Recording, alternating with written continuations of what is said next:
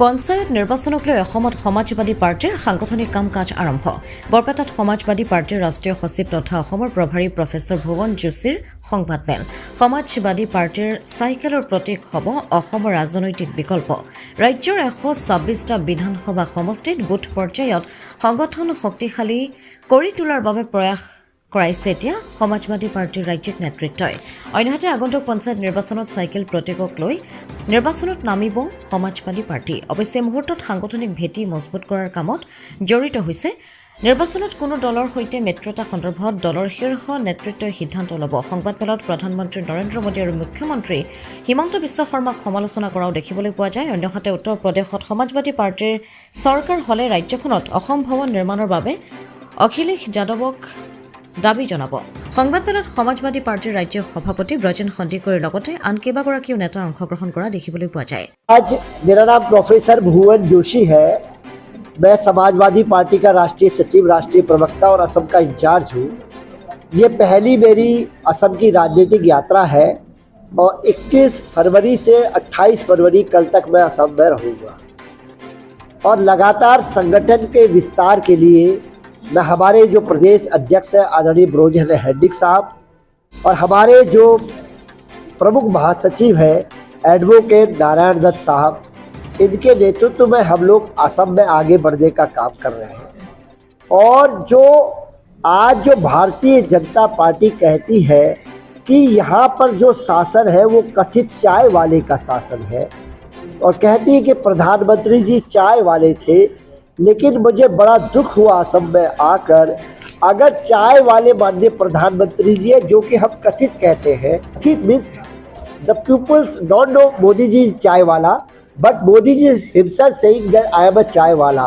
If he is a चाय वाला, then what is the position of our tea gardener, small tea gardeners?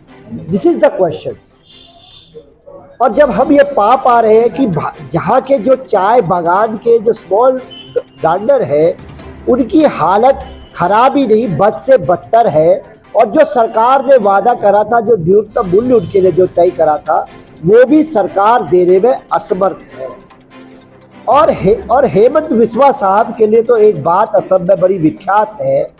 सब लोग ये कहने का काम कह रहे हैं कि जिस राजा का जो राजा व्यापारी होता है उसकी प्रजा भिखारी होती है। आज ये बात लोग, जब मैं घूम रहा हूँ तो लोग बात कहने का काम कर रहे हैं, क्योंकि जो शिक्षा, स्वास्थ्य और रोजगार है उसमें असम की हालत बद से बदतर है। छात्रों ने बहुत सैकड़ों की संख्या में यहाँ पर ज्वाइनिंग करी, आप कैमरे से पीछे भी दिखा सकते हैं।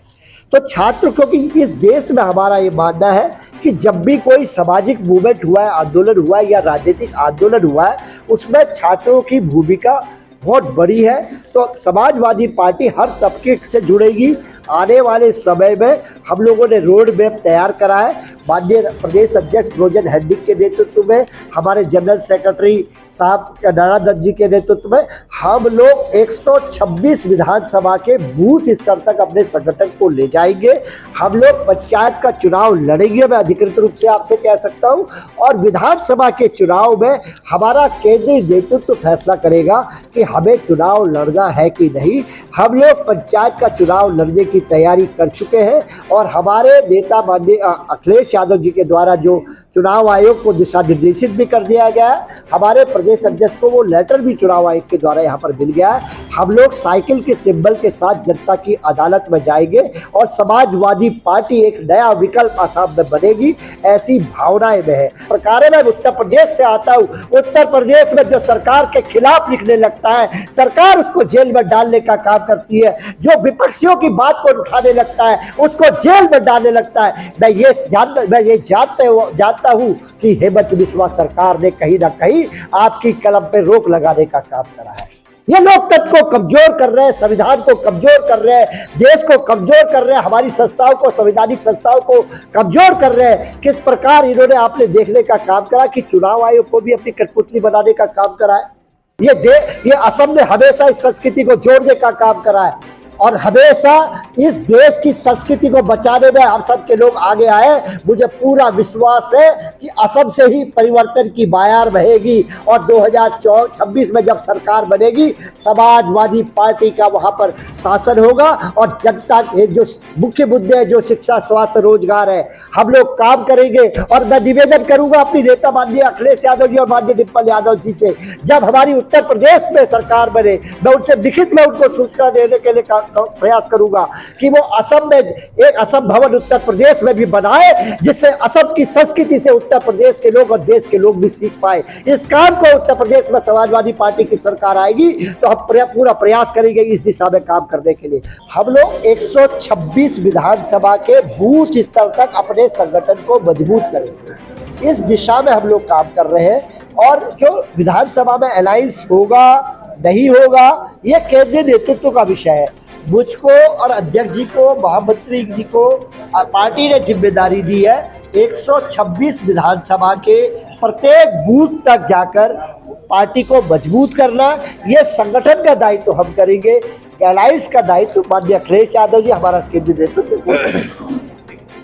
বৰপেটাৰ পৰা ৰাজকুমাৰ দাসৰ ৰিপৰ্ট, অমৃত নিউজ 24/7। অমৃত প্ৰবাহ অসমীয়া সাপ্তাহিক কাকতৰ ডিজিটেল সংস্কৰণ অমৃত নিউজ, সত্যৰ সন্ধানত অমৃত নিউজ।